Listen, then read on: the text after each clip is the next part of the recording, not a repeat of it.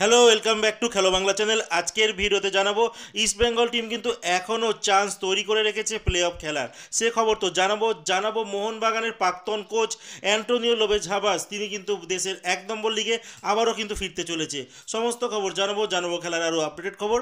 তার আগে প্রতিদিনের মতো বলবো, খেলার আপডেট খবর পাওয়ার জন্য আমাদের চ্যানেলটিকে সাবস্ক্রাইব করতে একদম ভুলো না। তো চলো শুরু করা যাক আজকের প্রথম খবরটি বলবো, এআইএফএফ আন্ডার 15 জুনিয়র লিগে মোহনবাগান সুপার জায়েন্ট তারা মুখোমুখি হয়েছিল বাংলার তৃতীয় প্রধান মোহামেডান স্পোর্টিংয়ের সঙ্গে। আর এই ম্যাচটি মোহনবাগান সুপার জায়েন্ট টিম তারা 5-0 গোলে বড় ব্যবধানে কিন্তু জয়লাভ করে। আর আলটিমেট তাদের গ্রুপে তারা এখন 1 নম্বর স্থানে রয়েছে। এরপরে যে খবরটি হলো সেটা হচ্ছে পিঙ্ক লেডিস কাপের কথা, যেখানে ইন্ডিয়ান ওমেন্স ফুটবল টিম তারা লাস্ট ম্যাচ খেলেছে সাউথ কোরিয়ার সঙ্গে। আর সাউথ কোরিয়া ভারতীয় মহিলা ফুটবল থেকে কিন্তু অনেকটাই র্যাঙ্কিংয়ে এগিয়ে। তো সেখানে ভারতীয় মহিলা ফুটবল টিম তারা র্যাঙ্কিংয়ে আছে 69, আর সাউথ কোরিয়া টিম কিন্তু আছে মাত্র 20 নম্বরে। আর যথারীতি 3-0 গোলে কিন্তু এদের কাছে হেরে যায়। প্রথম ম্যাচ জর্ডানের সঙ্গে ভারতীয় মহিলা ফুটবল টিম 2-0 গোলে জেতে। আর তারপর রাশিয়ার সঙ্গে 2-0 গোলে কিন্তু হারে। আর আলটিমেট বললাম সাউথ কোরিয়ার সঙ্গে 3-0 গোলে কিন্তু আমরা হেরে গেছি। যাই হোক, এই দুটো টিমের কাছে আমরা যদি হেরেও থাকি সেক্ষেত্রে অনেকটাই কিন্তু শেখার এখান থেকে আছে। এরপরের যে খবরটি বলবো আরএফডিএল এর কথা। আরএফডিএল এ কিন্তু ইস্টবেঙ্গল, মোহনবাগান আর Diamond Harbour FC Kolkata zone থেকে কিন্তু জোনাল রাউন্ডে কোয়ালিফাই করেছে, যেখানে এদের পরবর্তী ম্যাচ রয়েছে দিল্লি জোনের দুটো টিম আছে, সুবেদা দিল্লি এফসি আর গাড়োয়াল হিরোস এফসির সঙ্গে।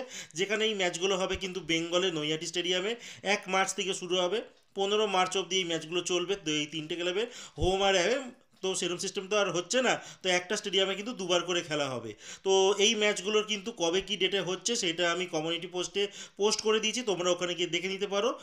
তার সূচি কিন্তু ওখানে দেওয়া রয়েছে। এরপরের যে খবরটি বলবো আই লিগের কথা। আই লিগে কিন্তু গতকালকে দুখানা ম্যাচ হয়ে গেছে, যেখানে দিল্লি টিম ইন্টারকাশির সঙ্গে খেলতে নেমেছিল। আর ইন্টারকাশি তারা কিন্তু 1-0 গোলে দিল্লিকে হারিয়ে দিয়েছে।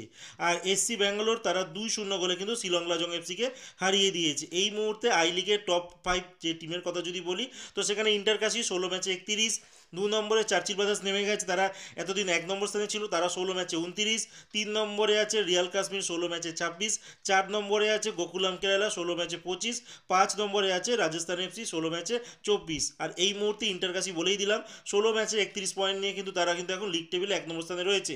আর আলটিমেট ইন্টারকাশি যদি এইখানে যদি আই লিগ চ্যাম্পিয়ন হতে পারে, তারা কিন্তু পরের বছর আবারও কিন্তু একটা চান্স এসে যাবে মোহামেডান স্পোর্টিংয়ের মতো আইএসএল খেলার। আর সেখানে যদি তারা কোয়ালিফাই করতে পারে সেক্ষেত্রে লোপেস অ্যান্টোনিও হাবাস মোহনবাগানের একজন প্রাক্তন কোচ ছিল, তিনি এটিকে যখন ছিল তখন দায়িত্ব সামলেছিলেন, এটিকে মোহনবাগান যখন ছিল তখনও কিন্তু দায়িত্ব সামলেছিলেন। তো সেই কোচ কিন্তু আবারও আইএসএল এর ইন্টারকাশির হয়ে কিন্তু অ্যাজ এ কোচের দায়িত্ব পদ নিয়ে কিন্তু আবারও আইএসএল এর মানে ভারতের টপ লিগে কিন্তু ফিরতে চলেছে। তো দেখা যাক আলটিমেট চ্যাম্পিয়ন হতে পারে কিনা, বাট আর বেশি ম্যাচ কিন্তু বাকি নেই এই আই লিগের, খুব কম সংখ্যক ম্যাচ বাকি রয়েছে। বা দেখা যাক আলটিমেট 1 নম্বর স্থানে কারা কমপ্লিট করে।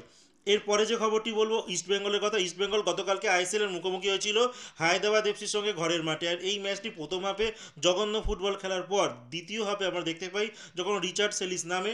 আর সেই রিচার্ড সেলিস নামার পর থেকে কিন্তু ইস্টবেঙ্গলের ধার অনেকটা বাড়ে। আর রিচার্ড সেলিসের একটা কর্নার থেকে ডেভিডের মাথা ছুঁয়ে মোহাম্মদ মনোজের মাথা লেগে কিন্তু একটা ওন গোল হয়ে যায় 86 মিনিটে। ইস্টবেঙ্গল তখন 1-0 করে লিড করছিল। তারপরই দেখা যায় যে হায়দ্রাবাদ এফসি ইস্টবেঙ্গলকে মানে খুব চেপে ধরেছিল। আর এই ফাঁকে কিন্তু কাউন্টার অ্যাটাক করে মেসি বাউলি, তিনি 94 মিনিটে গোল করে দেন ইস্টবেঙ্গলের দ্বিতীয় গোল। আর তখনই কিন্তু ইস্টবেঙ্গলের জয় চূড়ান্ত হয়ে যায়। আর মেসি বাউলি কিন্তু ইস্টবেঙ্গলের জার্সিতে তার প্রথম গোল করলেন। তো আলটিমেট ইস্টবেঙ্গল টিম এই মুহূর্তে 22 ম্যাচে 27 পয়েন্ট সংগ্রহ করে রয়েছে, 8 নম্বর পজিশনে রয়েছে। এখন 6 যাওয়ার এখনও কিন্তু ইস্টবেঙ্গলের চান্স রয়েছে, সেক্ষেত্রে দুটো স্পট ফাঁকা রয়েছে। তো সেই ক্ষেত্রে বলা যেতেই পারে মুম্বাই সিটি এফসি জায়গাটা হয়তো ইস্টবেঙ্গল পাবে না, বাট একটা জায়গা পড়ে থাকবে, সেটা হচ্ছে নর্থ ইস্ট ইউনাইটেড এফসি তাদের, আর হচ্ছে উড়িষ্যা এফসি। এই দুটো টিম যদি পয়েন্ট খোয়ায় আর ইস্টবেঙ্গল যদি তাদের পরবর্তী দুটো ম্যাচ জেতে, তাহলে কিন্তু ইস্টবেঙ্গল তারা টপ 6-এ কিন্তু পৌঁছে যাবে প্রথমবারের মতো আইএসএল। দেখা যাক, এখন তো সেটা সময় উত্তরটা বলবে। এরপরে যে খবরটি বলবো, লাস্ট যে খবরটি বলবো সেটা হচ্ছে ইস্টবেঙ্গলকে নিয়ে কিন্তু একটা রুমার উঠেছে।